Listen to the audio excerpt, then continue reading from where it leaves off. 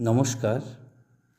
কবিতা ভারতবর্ষ গর্বের এক নাম। কবি চিরন্তন ঘোষ। কণ্ঠে আমি প্রদীপ কুমার হালদার।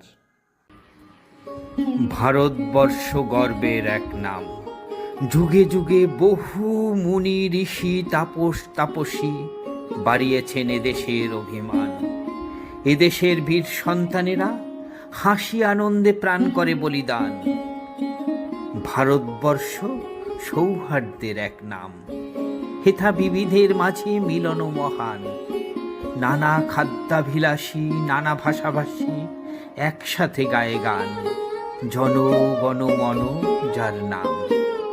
এ মহান দেশ আমারও জন্মভূমি, জীবনের থেকে অনেক বেশি দামি।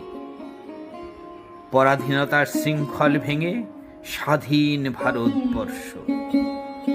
সমগ্র দেশ জুড়ে ঐশ্বর্য আর উন্নয়নের উৎকর্ষ। স্বাধীনতার পথ ছিল না সহজ। ইতিহাস পাঠে পাওয়া যায় কত অজানার খোঁজ। ব্যর্থ যায়নি শহীদের রক্ত।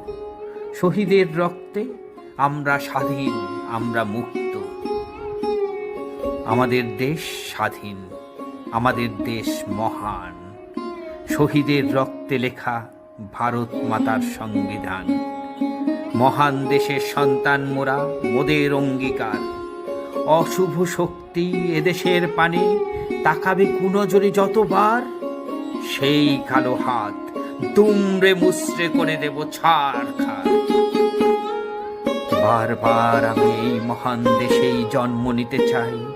বারবার যেন ওই মহামন্ত্র জন গণ মন অধিনায়ক জয় হে গাহিতে পাই। নমস্কার।